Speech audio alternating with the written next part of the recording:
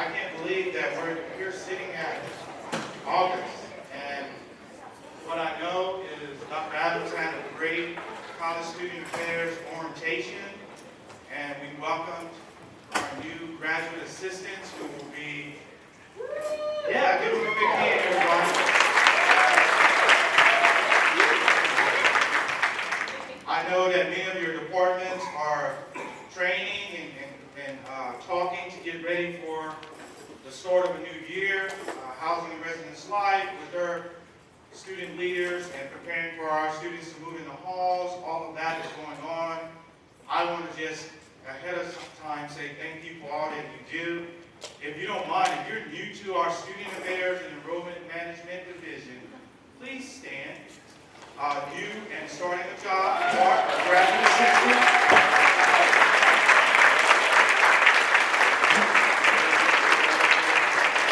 And what we'd like to do, we want to go ahead and take this time for you to introduce yourself.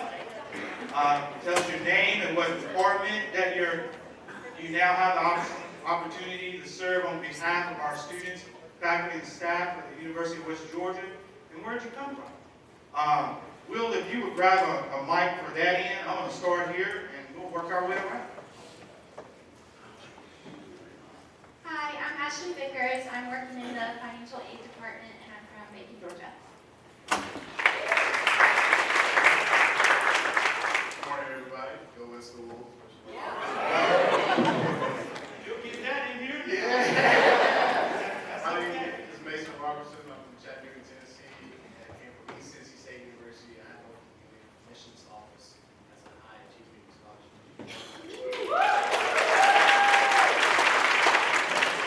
Hi there, I am Jewel Perkins. I'm from Kansas City, Missouri. I went to school at Missouri State University and I will be in the admissions office working with social media. Good morning, everyone. My name is Xavier Whitaker. I graduated from Florida A&M University. Around We'll share a little bit. I'm from Leesburg, Florida, and I'll be working in the admissions department as an admissions representative in the East Georgia Territory.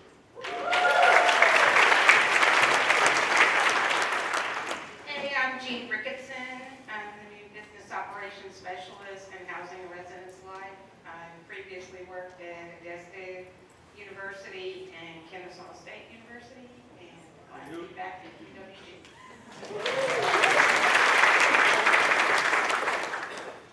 I'm Stephanie Rollerson. I am the Assistant Director in the Center for Adult Learners and Veterans, and I come from, I see, Leesburg, Georgia. We'll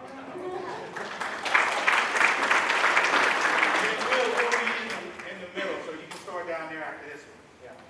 Hi everyone, I'm Jacqueline Stubenraw. I'm coming from Pittsburgh, Pennsylvania, and I'll be working in health services.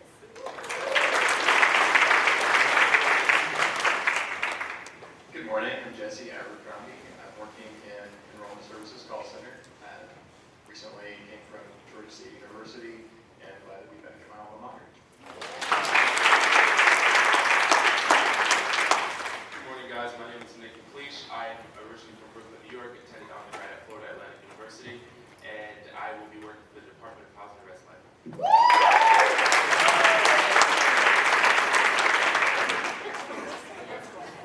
I'm so sorry. Good morning, I'm Andrea Howard. I graduated undergrad from Bellman University in Louisville, Kentucky, and I'm the first year grad for orientation in Office of New Student Programs. Hi, I'm Connie Singleton. I'm from Noonan, and I got my undergrad at National Louis University in Fairfax, Virginia. I am in the Office of Career Services. I am the Employer Relations and Marketing Graduate Assistant.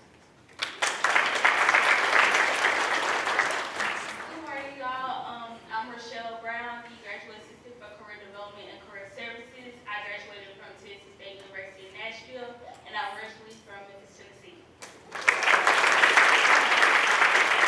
Hello, my name is Matthew Thomas. I graduated from Kynnith State University, and I'll be working with Health and Residence. My name is Caleb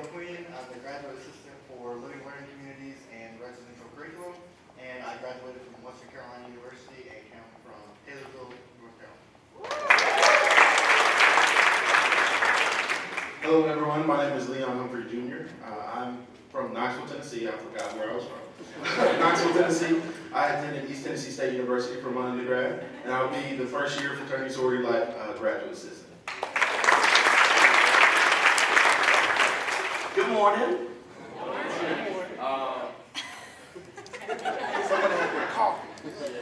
My name is Xavier Whitaker. I am the Wiggins West graduate assistant over at the Center for Student Involvement. I graduated from the University of West Georgia, and go on. Hi everyone, my name is Ariana Navarra. I graduated from the University of Georgia, from Kynnith, Georgia, and I am working in the leadership programs in the Center for Student Involvement. Hi, my name is Kelly Rideout. I'm from Lilburn, Georgia, and I graduated from the University of North Georgia, and I'm working with volunteer programs in the Center for Student Involvement. Okay, was there anyone else that's new to our family? We got everyone? Okay, Student Affairs and Enrollment Management, let's give them another big welcome.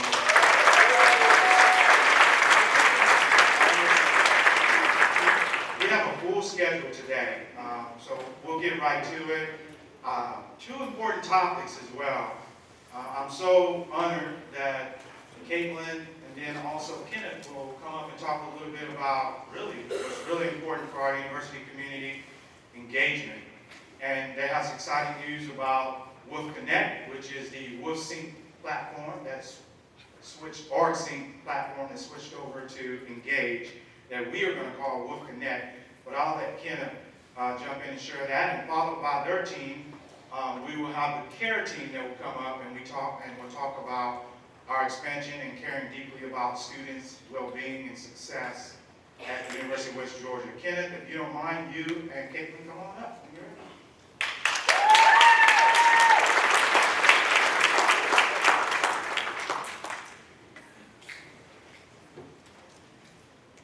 Good morning, everyone. How are we?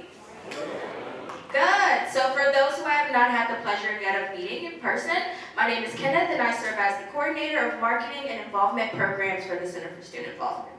And I'm Cait Oliver. I'm the coordinator for volunteer programs in the Center for Student Involvement.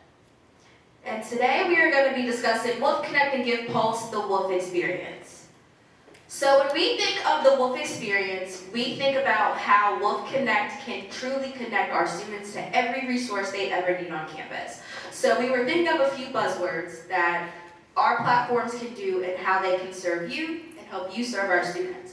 It will help a lot with collaboration. So when we're all using the platform, our students know that Wolf Connect is a one-stop shop for their co-curricular or their Wolf experience on campus. It also pulls a lot of amazing data and analysis, if that is your thing. It pulls lots of numbers and demographics. It also tracks your participation, very similar to OrgSync. It's just a little bit easier and easier to follow. More reporting, so we do have a new feature where you can pull specific reports on specific things. Meaning if you want to know all the presidents of every campus organization, you can pull a report specifically for that. And lastly, campus engagement. It's all about getting our students engaged while they're here on campus. Because while their academics are very important, we want them to get the best of the West, and we want them to be engaged in everything that everybody's office in this room has to offer. So what can Wolf Connect do? The Wolf Experience Tale. So going back to that collaboration piece, Wolf Connect is not about simply managing student organizations. We can do so much more with the platform, and I'm so excited for you all to learn more about it and for me to chat a little bit about it. So your department can have a page on our platform. You can use this to advertise events. You can use this to gather information. I know I was talking with health services, and they're thinking about using the platform to track the comings and goings of students using the health center. So again, it can tell the entire experience. So no longer are we simply talking about the Center for Student Involvement. We're talking about career services. We're talking about the counseling center. We're talking about the Center for Academic Success. Advertising events, so that has not changed on the platform. You can still post your events and you can advertise them. A cool feature, however, is students can RSVP to your events, very similar to a conference type of style, meaning that they can have a full schedule of all the events they ever want to attend on campus, and they'll get some cool reminders. student organization management. So that is still the same, but student organizations, again, can do a little bit more. They also have access to cool data that they didn't have access to before. So I'm not sure how interested they would be in seeing how many students actually attend their general body meetings to the students who actually attend their events, but they are able to do that on the platform. Google Analytics, so we actually can pull analytics from Google, meaning we can see where our students are accessing our platform from. Are they going on their mobile devices? Are they going on their tablets? Where are our students? Meaning, where in the country are they accessing our platform from? When do we have peak times? When are students not using the platform? Are we getting bounce backs? So we can gather a lot more information, and I'll show you that in just a little bit. And lastly, tracking attendance. A cool feature I would like to show you all is the event pass. So the Center for Student Involvement is going to roll, sorry, no, I didn't take that one over here, I didn't interrupt y'all slow. So the event pass is a more easy way for our Generation Zers to access our events. Oh, yeah. That's cool. So hopefully these gifts work. So I'm going to show you a few animations on how that event pass works. Thank you very much. And how do I see it on here? Work, cool, okay, thanks. So each of your events will have a unique access code, and this is just going to show you how to get there. Here we go. So with the simple app that can be downloaded on any mobile device, you can start to scan what students will know as the Wolf Connect event pass. This is simply a supplement for students who don't carry around their student ID. So this is super helpful for our computer students who don't really carry around their ID because they're not having to get inside of the residence halls all the time with it. So you can download a simple app, you'll log in with your UWG credentials, and you'll press start scanning.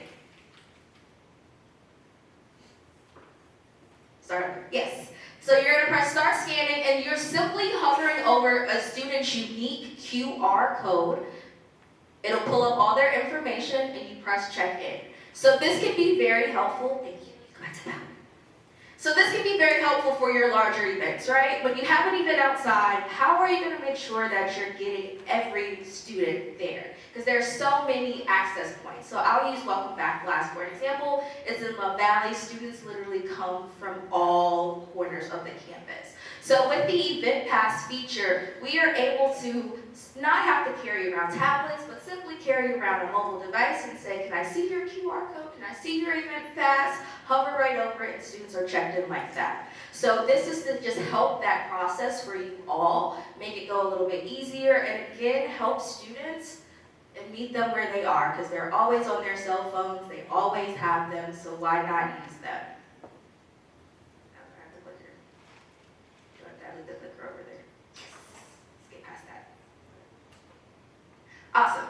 So this is an example of some of our Google Analytics. These are about a week old. So as you can see, we can see when our active users are and how many active users we have.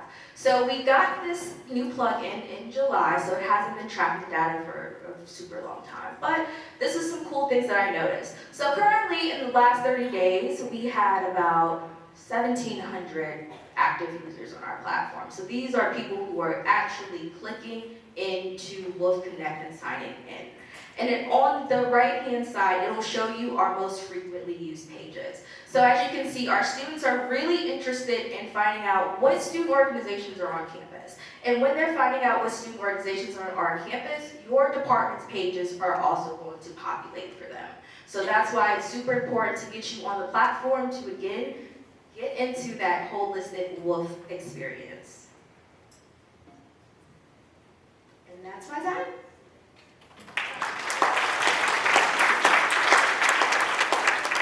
One cool feature about Wolf Connect is the creators of Engage, which we know is Wolf Connect here, partnered with another platform for service and tracking service, and it's called GivePulse.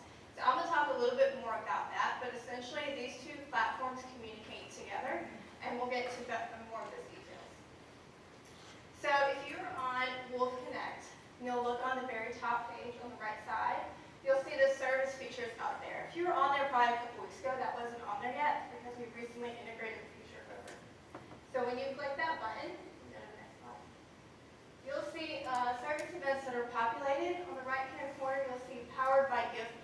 see it's a different website. If you actually click on the event, it goes to Give Pulse, so the site, the web page looks a little bit different once you click on the specific event. But what you can do is you can see the service opportunities on here. You can filter by causes, skills, types, and when the event is occurring. So that if you have a whole bunch of events that are happening, the student is looking to see, I want to do something this weekend or maybe in a couple of weeks, what's coming up that maybe within that time range that I can volunteer. And so I'm going to show you a little video about Give Pulse so you can kind of get a better concept of what it is and how it started.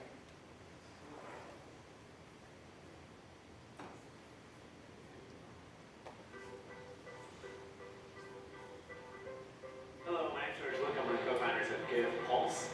We're an online community where we match people that want to share their time and talent to those opportunities that really need them in the most pressing times. So we work with a number of different organizations, from universities, businesses, to nonprofit organizations, and we match them to opportunities as well as enable them to have a platform where they can organize, schedule, and manage a database of information on their volunteers. Give Pulse for us, I think, in a very real way, extends and enhances the public service mission of UT. I think the best part of Give Pulse is working with just a really innovative team. They've done a really great job of customizing the tool so that it really fits the needs of the university. Give Pulse is very beneficial because you have all of your volunteers at your fingertips. As an individual, you can go online, keep track of your hours. Whenever we need something done to help make it user-friendly for us, they're more than willing to do what we want to have done. Overall, makes things run a lot smoother. So as you'll see, there's quite a wide variety of people that are on that video, people from universities, people from nonprofits managing the software. So this is something that the Give Pulse creators, it's founded in Austin, Texas, and they actually initially created it for nonprofits. And then they realized after working with nonprofits for so long that the nonprofits wanted to be able to connect with other universities and colleges and really engage the student volunteers.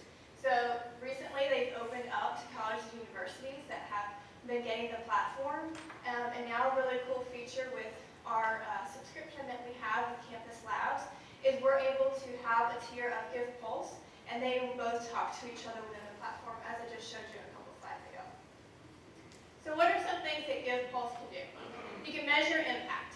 So measure things more than just time. So in org sync and the service feature, the only thing you could really measure was the number of hours a student was contributing to service.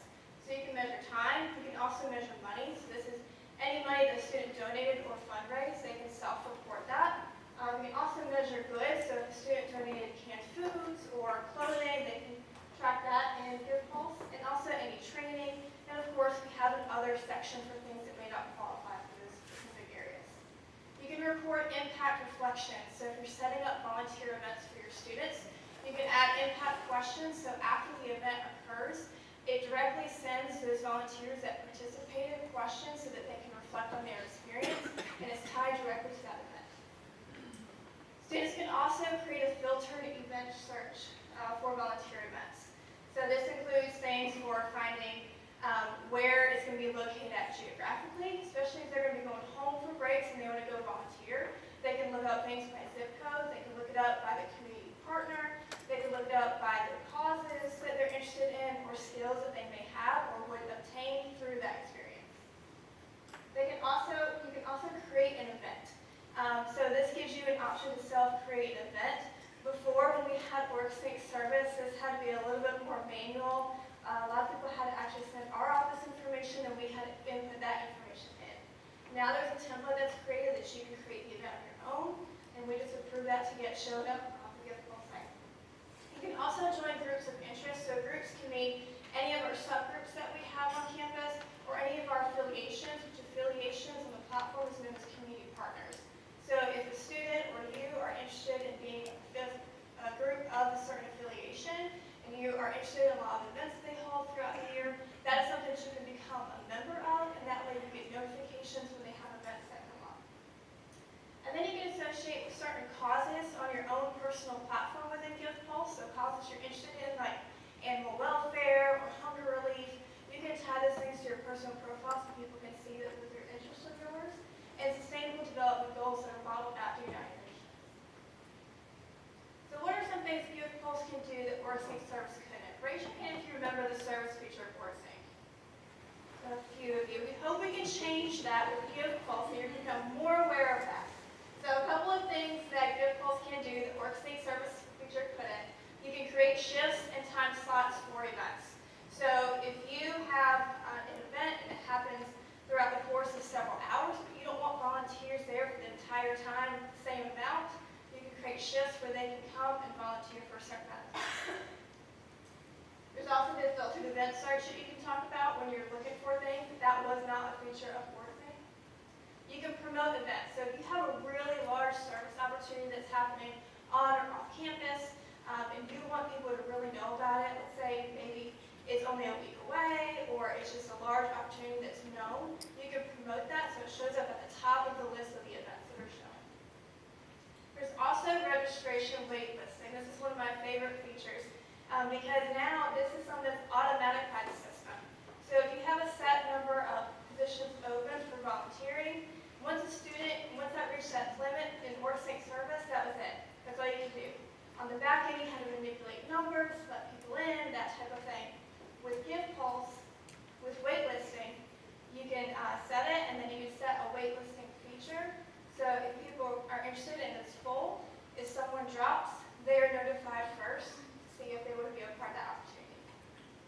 There's also mobile sign-in and check-in, check-out feature. So there is a mobile app for this that is used for the user and for an administrator if you are controlling an event.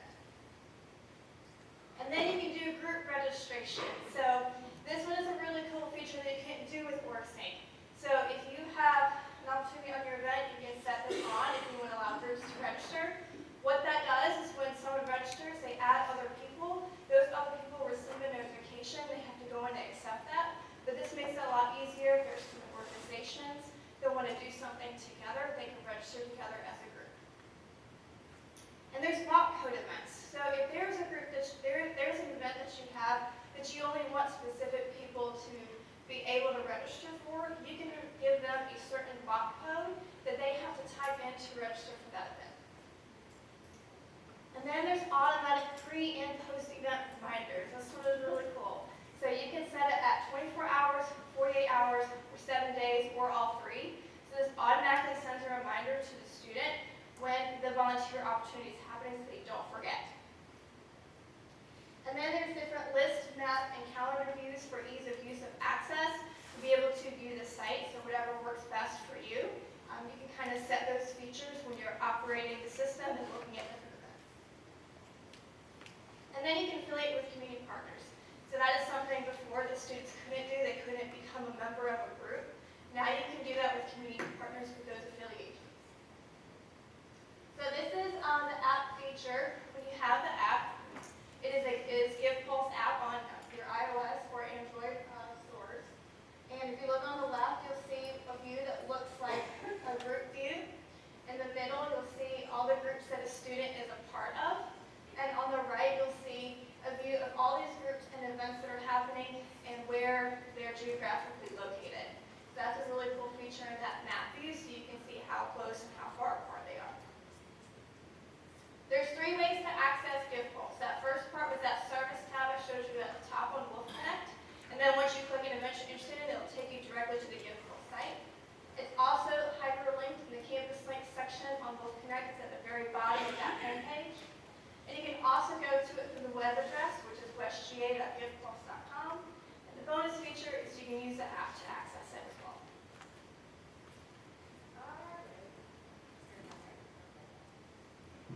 It is. All right. So how to Wolf Connect. I know we're throwing a lot of information at you. You're probably sitting like, Kynnith, I don't know how to use any of this. And that is okay. Over the summer, my baby and my project has been the Wolf Connect training series. So this lives on Wolf Connect. You just can search HTWC. As you know, we're in higher education, so we're big on acronyms. So you can just search that on the feature and this page will pop up. What I love about this training series is that it includes multiple ways to learn. So we have videos on YouTube that is easy to follow. If that's your thing, I love a good video to help me learn something. But I also created PowerPoints, I created animations, or GIFs/GIFs as people know them as, in addition to some step-by-steps. So this is a way for you to learn at your own speed and learn the best way that you learn. And if none of this is sufficient, don't worry. I do have drop-in hours where you can come in, chat with me for about 45 minutes so that you can get some one-on-one personalized training and that I can help you make Wolf Connect work for your department and your needs. And how to get used to GivePulse. So on the main platform page of GivePulse, there are hyperlinked YouTube videos that GivePulse has already created. They're very simple and easy to follow. So those are hyperlinked right there so that you can see all the videos of how to report an impact, how to create an event, and many other different features that are available to you to use the system. The wolf experience in here, you get it? Because it's like a wolf experience in here. Cute, I know. So we want to put you in the seat. So at these meetings, you do a lot of getting talked at, but we want to hear back from you. So you have some index cards on your tables, correct? You see them? So on these index cards, I want you to take the next 3 or so minutes to write down some ideas about how your department can utilize Wolf Connect and GivePulse to enhance the Wolf experience. So we will walk around. If you need any help, I think we're passing out some more sticky notes. So we're going to end up collecting this at the end of the meeting because we, again, want to know how you can use this platform to enhance the Wolf experience and how we can help you do that. So again, take the next 3 or so minutes to just jot a few things down.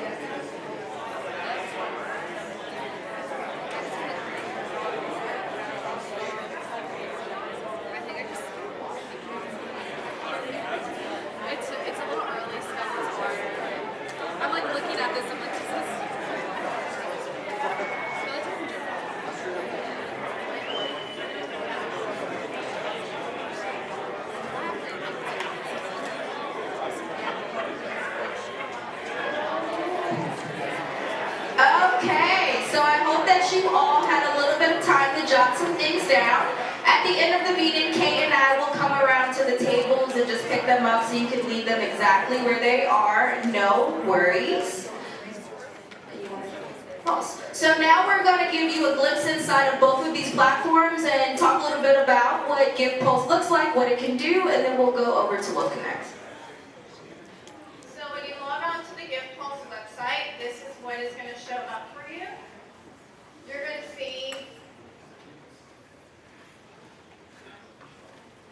so you'll see the very top had the Center for Student Involvement banner, and then a little icon in the left-hand corner. This is the body of the page, so you can see all of the hyperlinked videos and how to learn the basics of GivePulse, finding an opportunity, finding a group, adding an impact, updating registration, exporting your impacts, as well as the causes we associate with. And then you'll see our subgroups that we have and our current affiliates. We're still onboarding our community partners, so eventually this will be be a little bit more robust. And then you'll see all of the events that we have so far that are populating on this event, under this page. So we've got one already that's by a community partner with Surf Coweta, and hosted by River Life. We've got a Keep Harrelson Beautiful Litter coming up, a couple of events happening on campus next week, and then we've got some Give Back Days that are posted happening in September.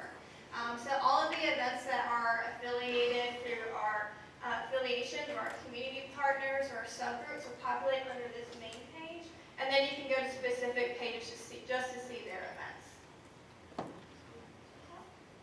And if you're at the very top on your homepage, you'll see on the right-hand side how you can add an impact or you can submit an event. I'm not going to go through the details of that because I'll let you look through that on your own, but this is just kind of to familiarize yourself with what this screen will look like. Okay, and before we wrap up, it wouldn't be right if we didn't talk about Weeks of Welcome, right? Who's excited? Can we try that one more time? Woo! Thank you. Yes. So if you go to Wolf Connect, if you go to the Center for Student Involvement, again, you can search us, CSI. You can see some of our events. So try to be a little more paper friendly. We're going to do it all online. So our first programming event is this Sunday, but the Fraternity and Sorority Life Festival in the Village, and then we keep the events rolling. If you are interested in any of our events, if you're interested in getting any of those Week of Welcome posters, please let me know. I am more than happy to drop some big old 17 by 22s off by your office. But I did want to show you what the events look like on Wolf Connect and what some of our events look like on Wolf Connect. And that is our time. If you have any questions, please feel free to just tap us as we leave the meeting.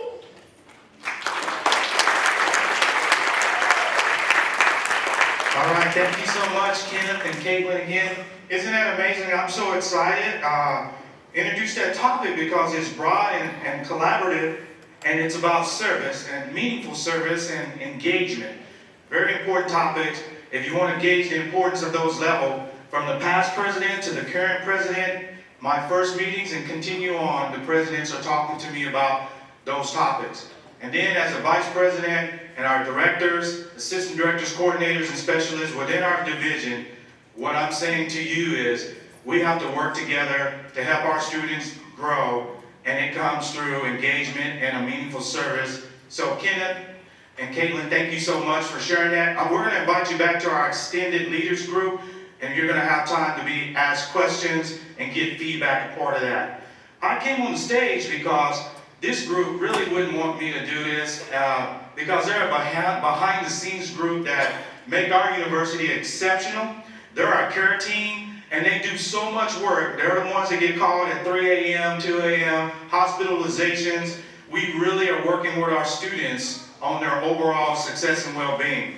I'm actually going to ask them to come on stage. I'm going to turn it over to Miss AnneMarie Reed, our Dean of Students, and if you would come up and introduce that team. And I apologize in advance to the care team, but please come from behind the scenes and up front and reveal that excellence and let everybody see who you are and what we do.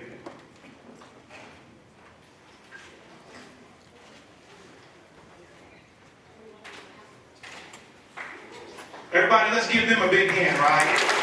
From our police to medicine to counseling to housing and residence life, it's all here.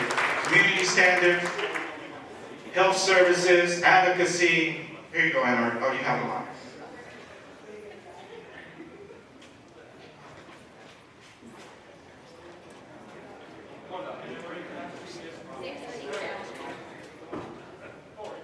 And everyone, I know that we're running a little close with time today. I will say this is our first meeting to kick off the year.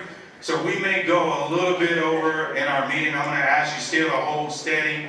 And our next big meeting in here is not until 10. That's another department, 10:30. But we wouldn't stay that long. I'm just saying if we're 5 or 6 minutes over, please do not get up and depart. And then also make a note when Ms. Teresa sends out these dates for the entire year, please go ahead and save them from directors overseeing your department and our exceptional staff that are working in each department. We expect all of us to be a part of these meetings. They're all staff meetings, and so it is our time as a division where we really get a chance to come together and hear what's going on from a broader scale. So thank you so much. Care team, what that really means is don't rush. We'll allow people to ask questions, and we'll stay put and give time as needed. Good morning. How are you all? I know you're excited. So the first thing I want to do before introducing this amazing group of individuals is I want to say thank you. We are about to embark on a wonderful, awesome year. Our students are going to move in on Saturday, and I am so excited to see that day come and see all those shiny faces and parents excited and students excited. But none of that happens without all of you.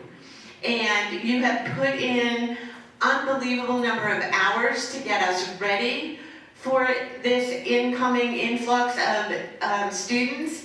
And so I want to say thank you for everything you have done and everything that you will do as they're here this year.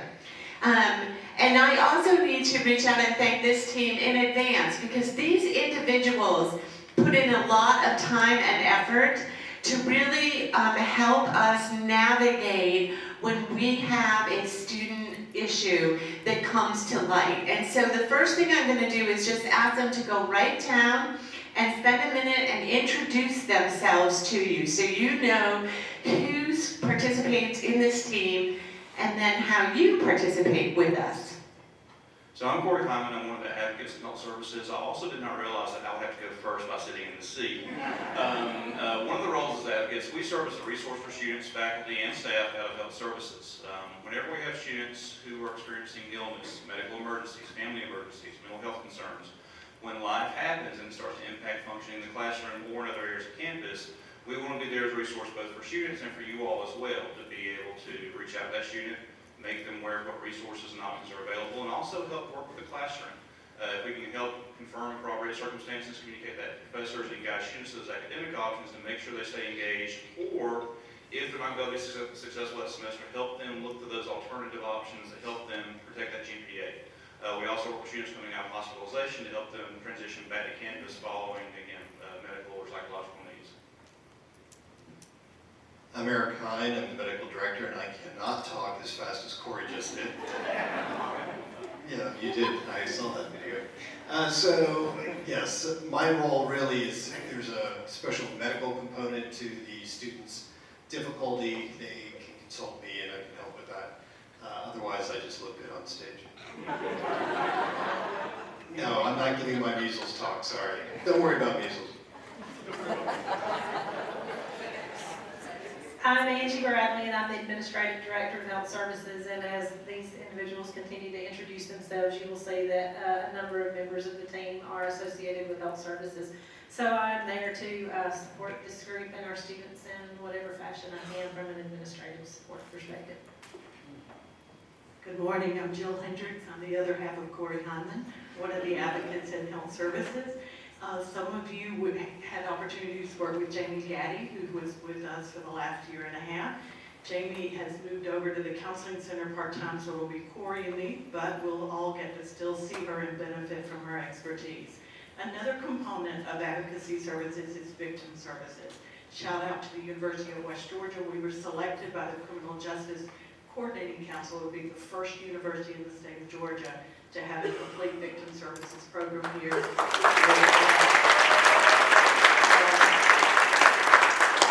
Corey and I would welcome any opportunity to come and talk to you all about what those services involve. If any of you are approached by a student who says, I've been sexually assaulted or I've been injured as a result of a violent crime, your instinct is probably, oh my gosh, they need to go to a hospital. The only sexual assault nurse examiners in this region of the state are employed by Health Services right here on our campus, and that's one reason we got this grant. So know that we have services 24/7. We put a card on your table so that you can better understand the roles in which we serve. And that number, Corey and I are tethered to this phone 24/7. If you have someone who comes in and says, I've been a victim of a crime, then call us at that number. and we will be glad to help out. If it's a non-emergent situation, students can make same-day appointments at our front desk, and we will be glad to help them out with that. We are available to speak to groups about victim services. Corey's been a member of the care team for 11 years, and I've been a member of the team for 16 years. So we love what we do, and we are here for you all and our students. Good morning, my name is Maggie Tennant. I am the Interim Director of Counseling and Accessibility Services. And my role on this team is really as a consultant in regards to mental health and accessibility concerns that does not jeopardize confidentiality of our students.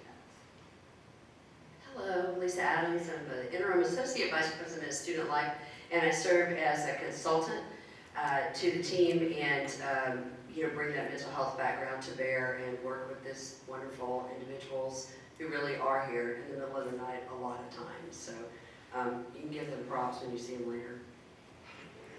Good morning, I am Sergeant Ashley Gossage with the University Police Department. I am currently assigned to the Criminal Investigations Division. So the good thing about our department is we have a lot of discretion in whether or not we need to do a criminal investigation. So when we partner with our care team members, we actually discuss a lot of these cases and whether or not it really is a police matter or maybe it's a student conduct matter. So we like to talk about the cases that come into our department, and then we decide from there whether or not it's going to be assigned out to an investigator. Hi, my name is Cassidy Nelson. I'm the Associate Director at Residence Life. Part of the reason I serve on the care team is my staff is the folks that go to the hospital at 3 o'clock in the morning. One of our residential students gets sent to the hospital for various reasons, whether they broke their leg doing something outside residence hall, or they're sick with a stomach ache and they just miss their mama. So that's my team. We employ more than 400 student assistants, and so oftentimes we're the first folks to the scene working with the police and these other offices to deploy those resources that you see on the stage. Morning, I'm Jeff Logger. I work for Ashley. I do what she tells me to do. We're in Brown Hall, and we're literally right across the lobby from the counseling center. So once we get students into our office and whatever they're up to, a lot of times we will walk them across the lobby to talk to counseling. So we collaborate with all these folks up here, not just in criminal matters, but just in life skills. So we try to teach them adult 101. Sometimes it's successful, sometimes it's not. Stephen Whitlock, Director of Housing and Residence Life. I support what Cassidy said, the great work Residence Life does, bringing names to this group's attention, and then the plan to put back into the residence halls and help these students work and manage within this community. The call volume can be high at times, and so Cassidy and I kind of split that up, and we kind of split roles and try to tackle as many students as we can that all need help at any given time. Back to you, AnneMarie. Please stop tackling the students. Okay. The care team, what does it stand for? It's a campus awareness, response, and evaluation. Many of you over the years have heard things called the BIT teams on campus, behavioral intervention teams. That's what we are.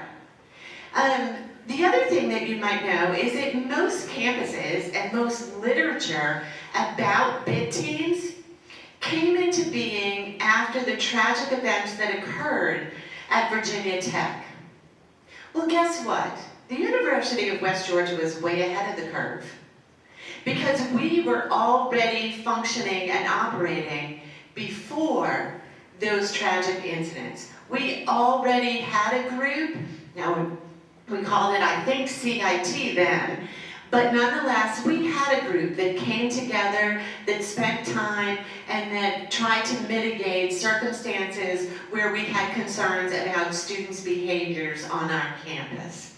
And so the wonderful thing is that this team has expanded, and we have done a lot of things and put in a lot of hours, as everyone has said, to help us process information when something is referred to us, and then to get out there and have a response to help that student and the others who are impacted by the distress. Because a student in distress isn't sort of in a vacuum by themselves, right? That distress overlaps into their community. So it might be in a classroom, in a residence hall, out at an event on campus. So we want to be sure to be able to help all of those that are involved. Okay, so we have two parts to the care team. One is the standing members, this lovely group that you see up here. This group of individuals meets every week. We come together.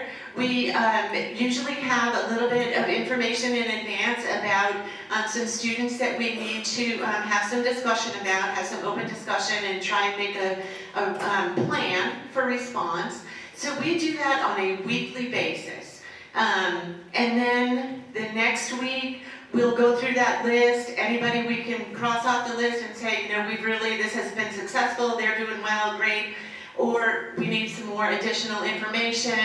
So we look at best practices and then move on to see what we can do to be the most helpful to each of those students. Extended care team is another group of individuals that comes out and joins us. And we do that a few times during the semester. And that group of individuals is from different departments on campus. So we bring, like, for example, Center for Diversity and Inclusion. We'll bring HR and Title IX in, Campus Rec, a number of different departments. And we'll ask them to come together. And those meetings are a little bit different because those meetings are an opportunity to look at, one, practices that are going on, trends that we're seeing both on campus and throughout the nation, and talk about what are some of the things, maybe perhaps think about some programmatic things that we can do to get information out to students and help them with, you know, things that are going on. Think about it. We are a nation. I think sometimes we think a nation in crisis with some of the types of things that we see going on. 2 recent mass shootings that impacts our community. While it wasn't in our community, it still impacts the students and the staff in our community. So we spend time talking about those things. What is that impact and what can we do? What can we learn from it and what can we do? Now, additional meetings are called at times. Every member of this group has been called probably at some point to a more emergency care team meeting, and that happens sort of on the spot. When we get a call and they say to me, AnneMarie, I think we need to come together right now. We have this situation happening. And so what I do is say, tell me the situation, who needs to be included, get the right people, get them around the table, and that might be at 8 o'clock in the morning, and it might be at 10 o'clock at night. But it doesn't matter. It's a group of individuals dedicated to our students who are going to come together and figure out what's happened, what we need to do, and how do we get the right services out there to support our students. We have a multidisciplinary approach. We do everything we can. If you look at our website, and all you have to do for our website is type in care team, and it will go to there. We're making some updates to it. But there are 5 points that we do. And some of those things, I'm not going to go into great depth because, one, many of our team members has already expressed these things to you. And 2, we want really to spend more of our time to answer questions for you. So we're going to just look really quickly at these pieces here. We provide consultation. So that means if you have a question, call a care team member. No problem. We'll provide that consultation.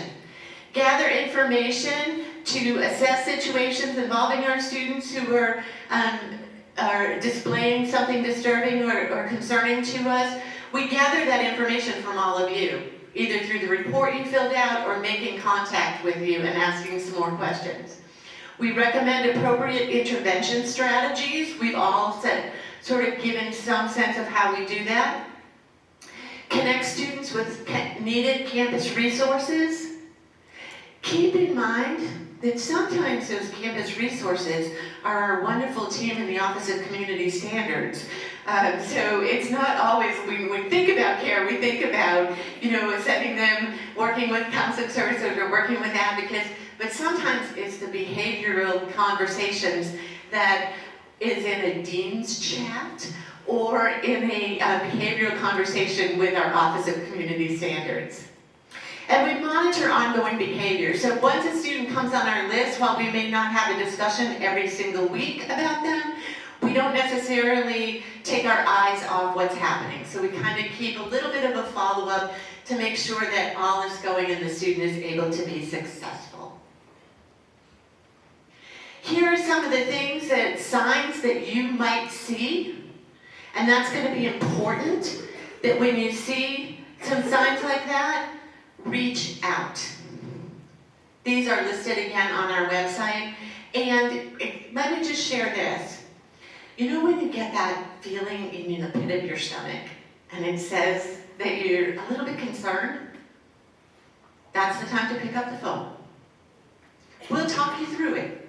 It might be a referral to care team. It might be something else, and we can mitigate that. But what we want you to do is, if you have that concern, tell us and let us help you with that. If there is a situation that's an emergency and needs something right away, your first call should always be to the University Police Department. Okay, so emergency situations are going to go to them. If you have a student who is threatening behavior to someone, to harm someone or to harm themselves, that is a first call to the police department. Care team will come in as the secondary response. Anyone can make a report. We tell all the parents this at orientation as well. You don't have to be within the university community here working. Anybody can fill out a care team report. You just go to the site, type in care team on our website, go in, there's a link for the report, you fill it out, it comes to us. So do not hesitate. You can fill out the report anonymously, but here's the thing with an anonymous report. I can't follow up if I have questions to ask you a little bit more about that behavior. So it's helpful if we have your information. And again, if you're unsure about whether this is a report, then call any member of the care team and we'll help walk you through that. What we're going to do at this point is we're going to open it up to questions and answers. So there's two ways we're going to do that. One, we're going to open it up and allow you to ask the individual members. Most of the responses are going to come from this team right up here, not so much from me. Dr. Whitaker has a mic, and I will also come down with a mic. I'll find you, just raise your hand. And so I will also come down with a mic, and we'll kind of navigate the crowd for this group to answer questions. The other thing is you might be a little bit concerned, I'm not so sure about asking this question in a large group. That's okay. There's part of the reason the note cards are on the tables, just write care on the top of it, and then write your question. Any questions that we receive, as long as they're not asking for pertinent individual, information about someone, any question that we receive, we will type up the question, type up our responses as a group, and then we are going to send that out to the entire division so that you will have all of that. We will also send you the list to all the directors, and you can share it of resources. So you'll have phone numbers and so forth, so we will get that out to you this afternoon. And so at this point, I'm going to open it up to questions. And we do have a few minutes, so feel free to ask any question. All questions are good questions. All right, she's coming. Hey, this is for no one in particular, but I was just wondering, since we've been doing this a while, over the course of the last handful of years, have you noticed any patterns in behavioral issues, and have those led to any policy or programmatic changes or anything like that? Yes. Yeah, I think, so for example, last fall we had about 40 psychiatric hospitalizations. People are usually pretty shocked by that. Students on our campus that we sent for psychiatric hospitalization. So we were always working to kind of streamline that process, make it easier for students. How can we, do that? So these folks are all working with Willowbrook, which is the local mental health hospital. So trying to really streamline that process on the hospital side as well, and then students returning back to campus. So I think that's a good example of that happening, but I think that's happened all along in the years that I've been on the team.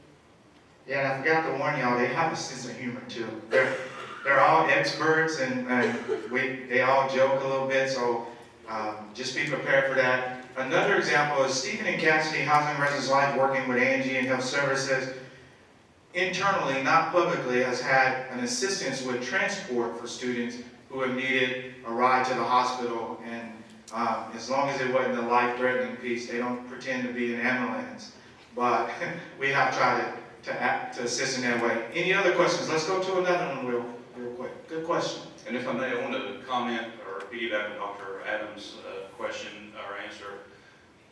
Several of us work in confidential roles. When students come to us, they have that right to privacy, and that's still going to extend over the care team.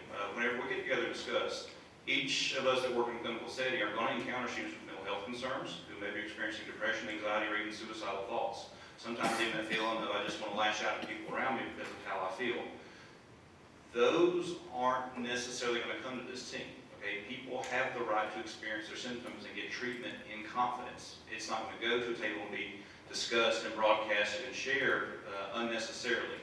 When it rises to the concern of care team is when that risk to self or that risk to others poses a greater threat to the community at large. And so that's when it rises to that concern of, is this a threat to self or others that's going to have a greater impact, and that's when we get together to dialogue and discuss and compare notes, so that way we make sure that we provide the best service both to that individual but also to our campus community as a whole.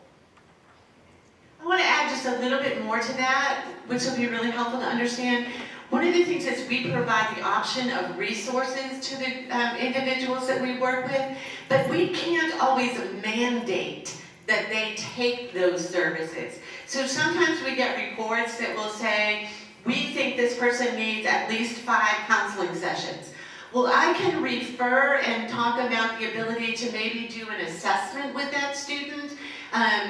Our members of our counseling team can reach out to that student. But again, I can't force necessarily a student to take and participate in those resources. And so then we have to figure out how to work with that behavior and mitigate those circumstances, but understanding that the student isn't ready to accept those resources just yet. Here we go. I saw you, Kynnith. Was that your hand? You just had a little bit, I went to. Hang on to that thought. One other trend we've seen is it's taking victims longer to come in to access services. And I think that our campus has done a great job of helping people understand mandated reporting, but we've forgotten that at the same time you share with the student that you are a mandated reporter, you could be calling the hotline to get them in. Time is of essence. While we can sometimes collect forensic evidence up to 5 days out, the sooner we get them, the better. Many of these students want to be tested for date rape drugs. Those drugs are in and out of the system in a relatively quick time. Another thing that they want, antibiotics. Some of them will look at you and say, oh, I don't need to go, I'm not pressing charges. We're not going to ask them to make that decision right at that moment. In the state of Georgia, an individual has the right to receive forensic medical services, whether or not they want to talk to the police or to Title IX. That is their right, that is the law. And we respect that, and Corey and I work to guide them through an understanding of their rights. Help us get these students in more quickly so that we can treat them medically, get them into counseling, and help them move forward with their lives. That would be a tremendous gift. Hello. I heard that you all said in our region of Georgia, you all are the only victim. What was the term? I don't want to miss. We employ, and they're not all here today, some had to go back and see patients. We employ sexual assault nurse examiners. They're also known as forensic examiners. They must be an RN, an NP, a PA, or an MD who has completed additional clinical requirements and educational requirements to be certified. We have 5. Dr. Hunt has 28 years experience in emergency medicine, and he is currently going through the certification process, so that'll be 6. That's awesome. So my question was, since you all are the only folks in the area, is this something that you are allowing the community at large to assist with, or is it just UWG students? Excellent question. Currently, we only serve university students. Dr. Hahn and I have been meeting with nurses at Tanner Health System that want to become certified. They can't get, because of their shifts, they can't get the release time to go away for the training as our team did. So we're working with them to get certified locally. And as part of our grant, we're bringing in trainings from all over the state to help enhance the knowledge and the services in our area. Multidisciplinary training, bringing police, counselors, advocates, and medical staff together. Awesome, thank you. Sure. Okay, everyone. I'm care team Holsteady. 1 second. We have another question? Okay, go ahead. Yes. This is probably a little bit of a leading question, but it seems to me that this room is an extended care team. Yes. So, and I'm curious, two things is, will there be more attention this year in these meetings to kind of focus on some of the trends and maybe help the extended care team brainstorm ideas of how everybody could get involved in maybe reducing the number of students that need to come in front of the care team? And what are some suggestions or some trends that you see that this room of people could immediately begin making an impact on our campus to reduce those numbers? That's such a great question. We're going to toss it to Dr. Adams. And Dr. Adams, I think we're a 1-2 punch it. I'll let you start us off with it because yes, we are looking at expanding care. But two, I want to conclude with our division and for Will and our committee on our next topic, which would include counseling first on the agenda. So Dr. Adams first, thank you so much. Thank you. Thanks for that question, Terry. So she just, it's like T-ball. Just like sets it right up there for me so I can knock it out of the park. I think everybody in this room has a vested interest in whether our students are successful or not, right? Even those of y'all who are kind of behind us as well. And so what I would say is that the thing that makes the biggest difference for students is having a caring interaction with our faculty and staff. So some of you are working with me on kind of this beginning piece of how do we care for our students. You're going to hear a lot more about this as we go through the semester. But what I would encourage you to do when you leave here today is really think about how do I care for students? How do I show that I care for students? And then how can I do better? How can I personally do that more?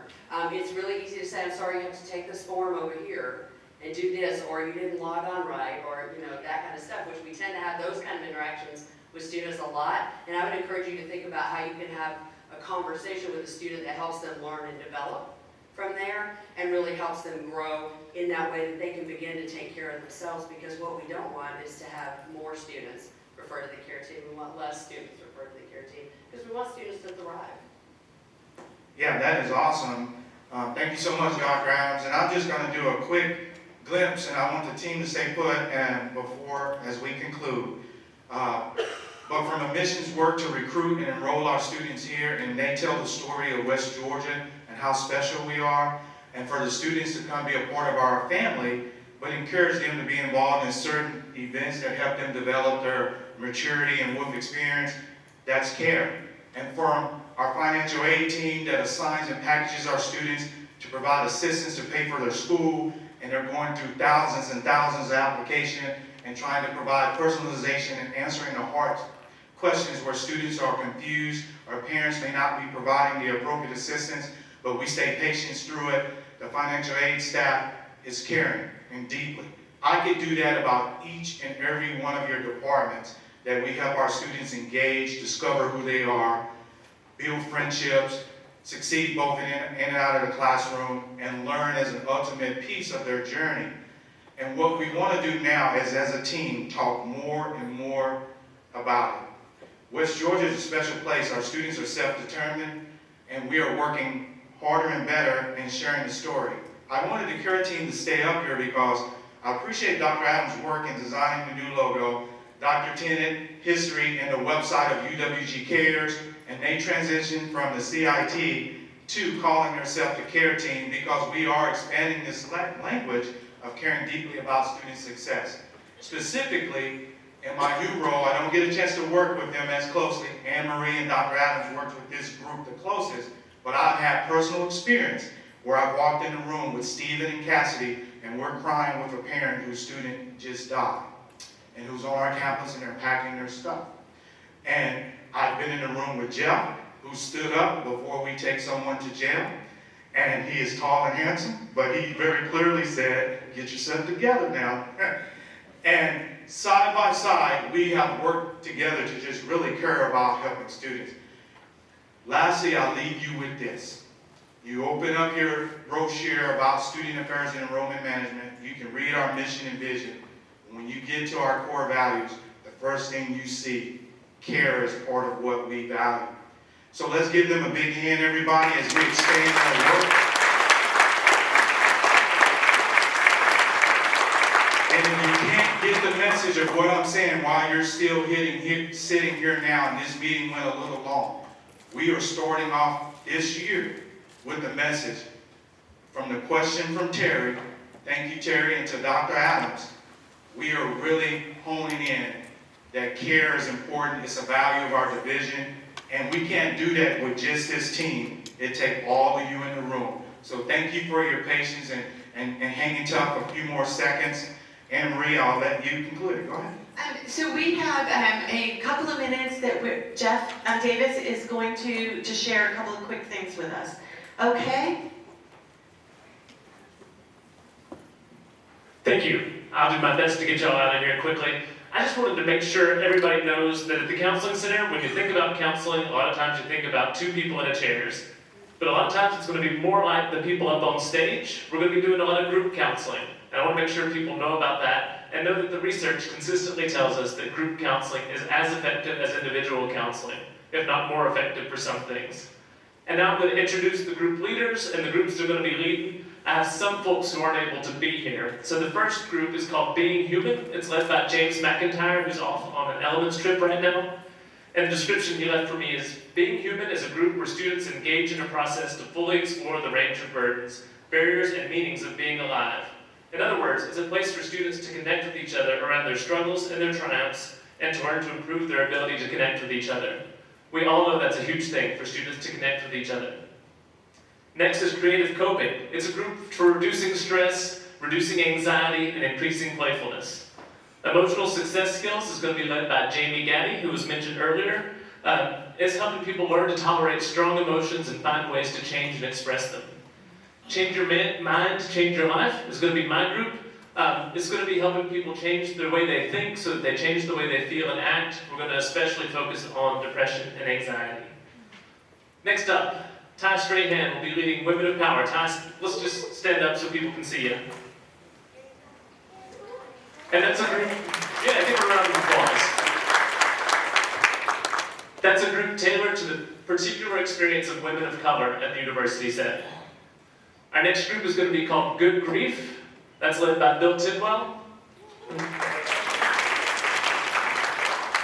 We all know a lot of our students experience quite a few losses. It can be deaths in their family, but there can be other losses that happen too, and that's the subject of Good Grief. Anger Management is going to be led by Stuart Pearson. I think is not with us this morning. I think y'all know the basic idea in anger management, helping you find ways to express your anger appropriately or express other emotions that might be fueling the anger so you reduce the difficulties with anger. We also have our SAFE group, Sexuality Acceptance for Everyone. That's going to be led by Ty again and Rose Payne. That is our support group for LGBTQIA+ individuals. And then our last one is Craving Change, led by Crystal Johnson.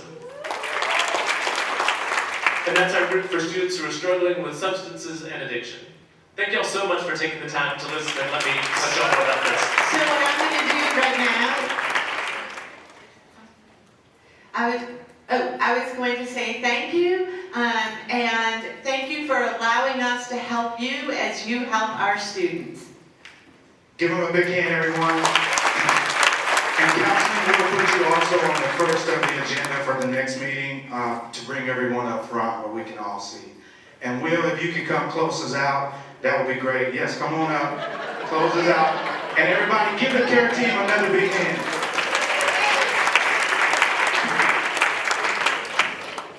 Didn't expect it, but. All right, so I want to say first off, thank you all for your suggestions last month. The committee, we sat down, we planned a really great year for the rest of the year for you all. We have some exciting things coming from this year. The committee, for September, Dr. Cait has been the catalyst for Food for Thought. So what we're going to do is, starting in September, each staff meeting, we're going to bring some type of food item for that food pantry. And in October, Dr. Cait will talk to us a little bit more about the Food for Thought pantry. So for September, if you could, please bring any item. After September, Dr. Cait will designate an item for each and every month. And that's pretty much it, so just be on the lookout. One last thing that we want to note is that these meetings, the Student Affairs and Enrollment Management has a YouTube channel. It's the SAEM Professional Development channel. One of the suggestions we saw was to send these meetings out to the division, but these meetings are actually already available. So if you're on YouTube, you can use your Gmail, your personal work email, subscribe to that channel, and you can see meetings that are like 3 years old on there, so just keep that in mind. And with that, we're out of here by 10. We're about 15 minutes over. I do apologize, but you all enjoy the rest of your day.